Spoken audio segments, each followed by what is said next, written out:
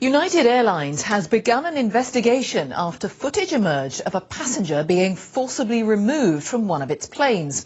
The airline had asked for passengers who were prepared to leave the overbooked flights in exchange for payment, but not enough people had volunteered. The video shows a man being pulled from his seat and dragged down the plane's aisle.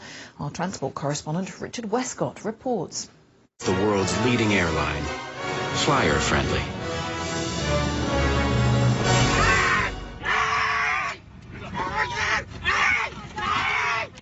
You couldn't have a bigger contrast if you tried.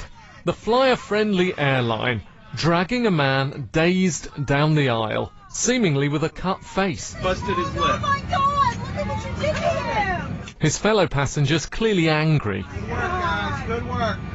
All because he wouldn't volunteer to get off the overbooked plane to make room for a United staff member.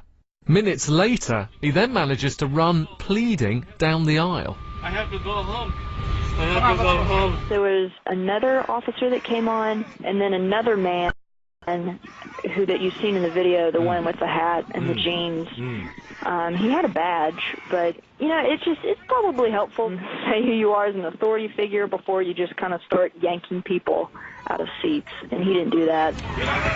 In high-flying outrage, global backlash growing over this video. Risking more bad headlines around the world, the airline's boss seems to be blaming the passenger. In an email, Oscar Munoz says he regrets the situation, but added that they'd followed established procedures. He also called the passenger disruptive and belligerent.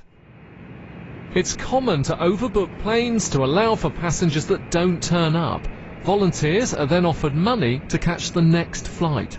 It sounds really brutal the way that this guy was treated, and of course the whole idea of overbooking might sound brutal to some people, but ultimately an airline ticket is only a vague promise to get you from A to B at the time of the airline's choosing, and if they want your seat back, they'll take it. Bad news spreads fast on social media. Just look at these posts piling into United.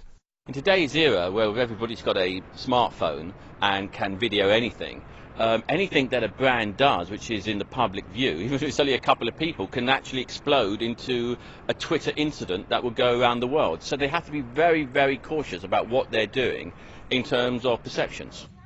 This man wasn't a security threat. He says he was a doctor trying to get home to treat patients. The airline says it's trying to contact him. Richard Westcott, BBC News.